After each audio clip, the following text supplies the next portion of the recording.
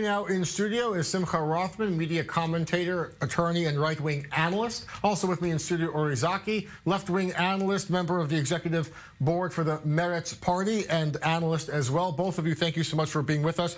I want to ask first about that last soundbite we heard. I mean, this is a man who was a pillar of Israeli society for decades. He expressed for years, not just against Netanyahu, but just disgust at the conduct of government, the way things are done now politically.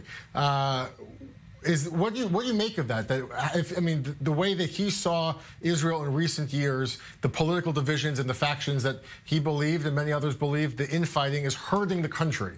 Do you believe that? Do you accept that, or do you think he was wrong in that point? I think you cannot. The question that there is no question that the infights are a problem. That's goes without saying. The question is, what can you do about it? I think that the kind of politics that he had in his time was about ideas, and today it became more about people. And we see that in the left, there is no ideology, there is just we don't want Netanyahu. In the right wing, you can sometimes see the mirror effect when people say we don't really care about ideology, we care about Netanyahu. So it became about issues. We talk about now, we have election in a few months. People speak about Gantz, about former chief of staff, Gantz. Also, what is ideology? Person that started way before even the state of Israel was founded, about ideology that were in the Irgun, that all his political life fought for ideas. I believe that he looks at current day's politics and say, where it's gone wrong, what is the mistake that Israeli politics had done during recent years, that we became about people, not about ideas. Not the ideas and the ideology. Uri, I mean, this is a man who was active in politics for nearly his entire adult life. As we head into this election season, we have more than 24 parties who are vying for a spot in the Knesset, dozens of political groups. I mean, what kind of, his legacy as a leader, as a statesman, what would he view? How do you think he would view this upcoming election season in that way? You know, there's now a new party and a new wave calling itself the New Right. Arens was the good old right. You know, we saw him there on this historical footage with President Bush. I think it's the equivalent. Like the gap between Bush Sr. and Trump is something between Arens and the current political right. Arens had a weekly column in Arens, you know, a liberal newspaper here in Israel. And most of the time he discussed minority rights, and specifically Arab rights. He came from the school of thought of the late Menachem Begin, of Jabotinsky, who fully believed in liberal ideas, in equality, in the sense that, yes, we are committed, and he was a true hawk and a true follower of the greater Israel, but on the same time, a true follower of democracy, of human rights. I'm not sure that stands, by the way, and it's not by mistake that the Israeli right went way from democracy and way from human rights, and now is all about Jewish supremacy and so on and so forth. And I think that was the gap between Arens and the current political right.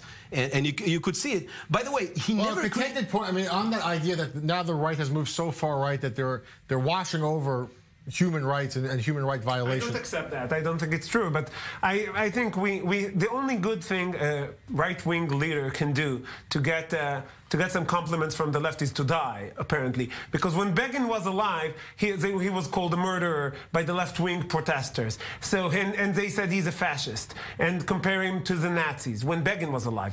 When Jabotinsky, they say. So apparently the only good thing a right-wing leader can do is to die. And I don't accept it. Okay. I don't accept it. I don't accept that the right-wing now is more. I definitely say that we are now more about people and less about ideas. It's a different Likud party than when he I don't think so. I don't think so. I think that the right-wing ideology is constant, is probably the same ideology for over the years.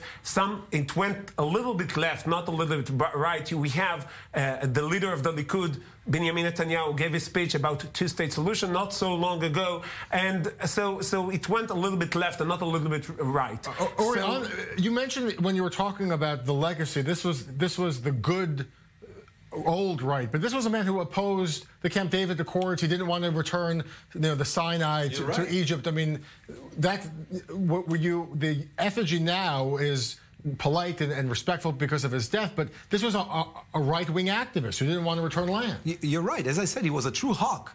But the kind of debate was, let's first agree on the terms. And the terms are, Israel is a democracy, it has equality in it, and let's, when we think about security and when we think about ideology, we have gaps between us. Now, the kind of debate, the kind of narrative that comes all the way from the Netanyahu house in Balfour, goes down through the Likud, the New Right, Bennett, all that, is, there are those who are legitimate, patriotic forces, that's us, the right, and everybody else, whether it's the president of Israel, whether it's the courts, whether it's the media, of course the left, of course the Arabs, everybody else is anti-Israeli, anti-Zionist traitors. That's a kind of a discourse that Moshe Arens would never use. And by the way, he was hailed as a respectful leader of the right by the left long ago when he was alive and well. He was writing in the flagship paper, the liberal paper in Israel.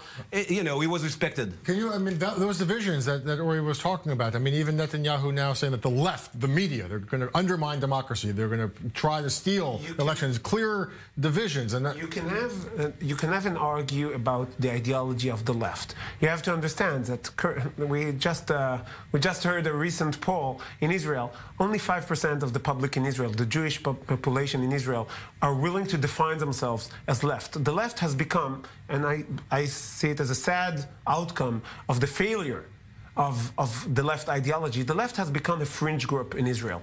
It's 5% of the population. So it became a house to extremists. It became a house to people, some of them anti-Zionist. It's sad, but that's the case. Is it a fringe group? Is the left? What is the left now? Look, there is a. We hear fringe group, extremists. There's a process of the Israeli population. Process of incitement. It's much more than 5%. There's a process of incitement, but at the end of the day, the Israeli progressive community, the Israeli left, is the core of the Zionist movement. The same ideology that Herzl shared, Jabotinsky shared, Ben-Gurion shared, Begin shared, Rabin shared. We are the ones who are committed to those values of the combination between democracy on the one hand and a Jewish homeland on the other hand. That's why you object to nation-state law. Which undermines democracy, which took out equality, which took out the standard of the Arab language, and Moshe Arens was all against that. That's exactly what I'm talking about. And if being a true Zionist, that means to be a fringe group in Israel, I'm sure we're going to get back in power. We're going to get the support because at the end of the day, the core of the Israeli public opinion is with us. We're undergoing a process of incitement, of delegitimacy by the right, by Netanyahu, by all these well-funded dark money groups. But at the end of the day, we will win. So I want to ask about the falling out in recent years between Netanyahu and Arens. I mean, Arens had become critical and talked about the political gamesmanship that he believed was jeopardizing Israeli security and wasn't being used for the good of Israel. They had a falling out, but Netanyahu's reaction today, saying, "I loved him like a son would love a father." You don't have to agree. Again, for an international audience, it was a bitter falling out. I'm not sure. I'm not sure it was bitter. You don't have to agree. We have many real debates in the Israeli society, and of course, because the right wing is the biggest group in Israel, it's also in the right. You don't have to agree on everything. We had a big fight on the way to approach the peace process. Whatever that means, two-state solution versus applying sovereignty. We have a lot of debates, and it's okay. I think that Netanyahu is currently the leader of the right wing.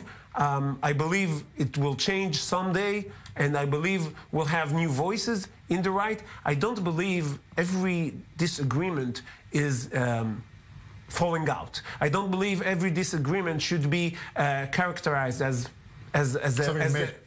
as a rapture. Very quickly, because we're running out of time here, but one, or just in your mind, the legacy, I mean, for the future generations, how will this man be remembered? I hope that after a while we'll cross this moment in history where Trumpism and Bibism are the prevailing notions, and we'll go back to a more decent, a more ideological debate, not one that divides people between good and bad. And he's more an emblem of that time. And definitely.